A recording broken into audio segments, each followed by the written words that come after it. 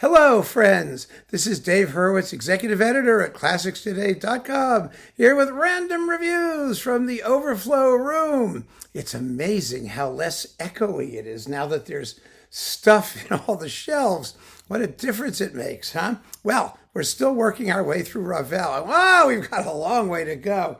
It's unbelievable. So here's the latest clump of Ravel, and let's see what's in it, shall we?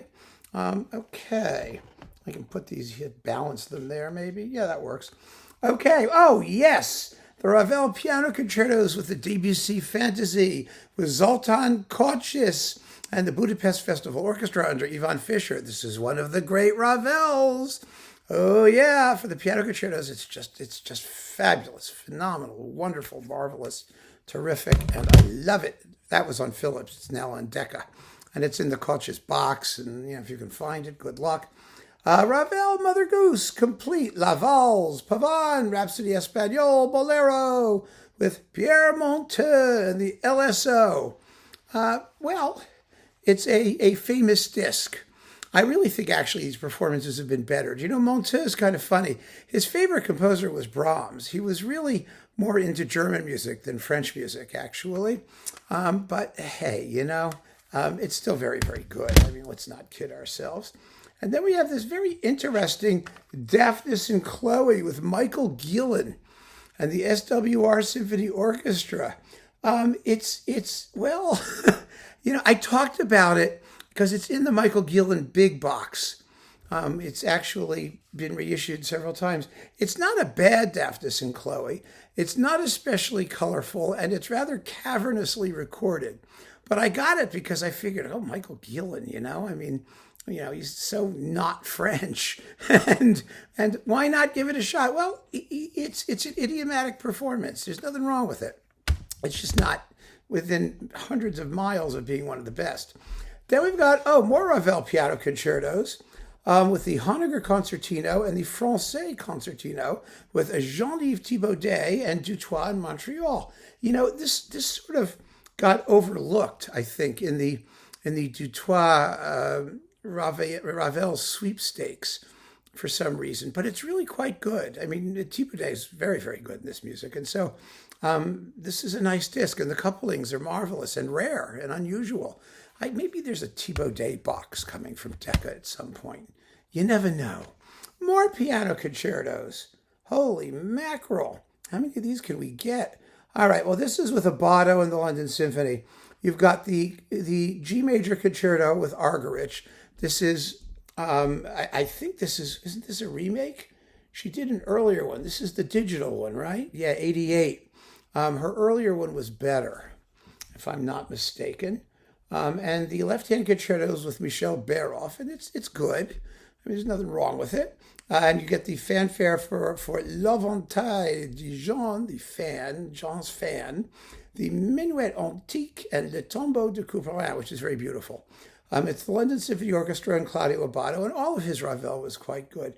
But this was actually, I think, the start of those endless series of remakes that Argerich started doing, with the same stuff over and over and over again, never as good as the first time. That's her career right now. Then we've got to talk about Ravel's operas. Yes, and I have a bunch of them here. So we've got L'Enfant et le Sortilège and L'Heure Espagnole, which is in mono, if I'm not mistaken.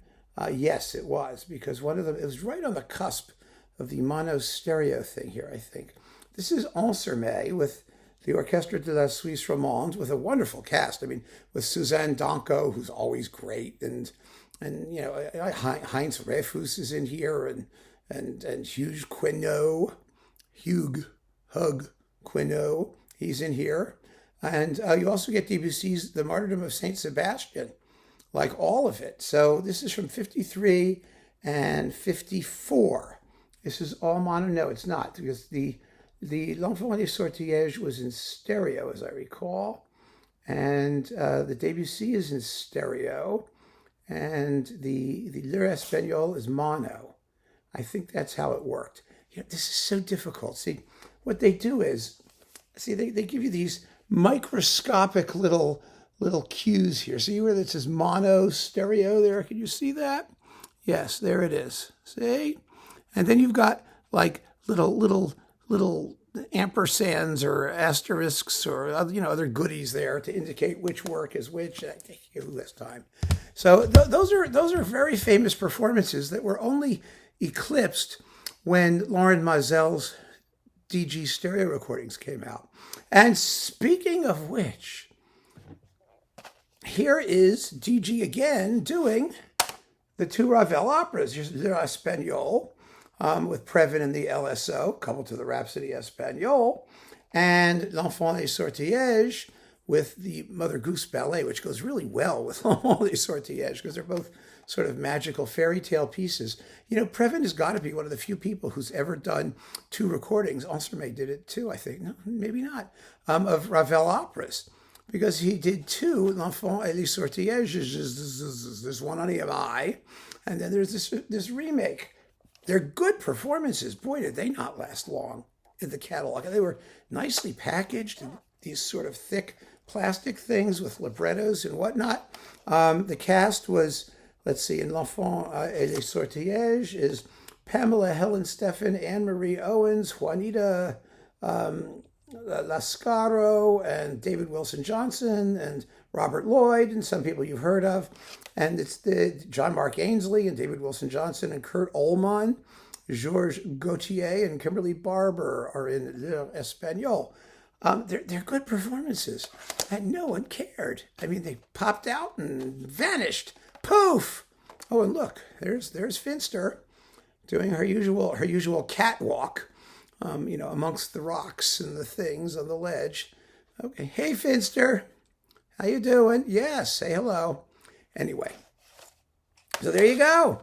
A bunch of Ravel operas amidst the usual concertos and tone poems and orchestral works and goodies like that. Keep on listening, friends. Thanks for joining me. Take care.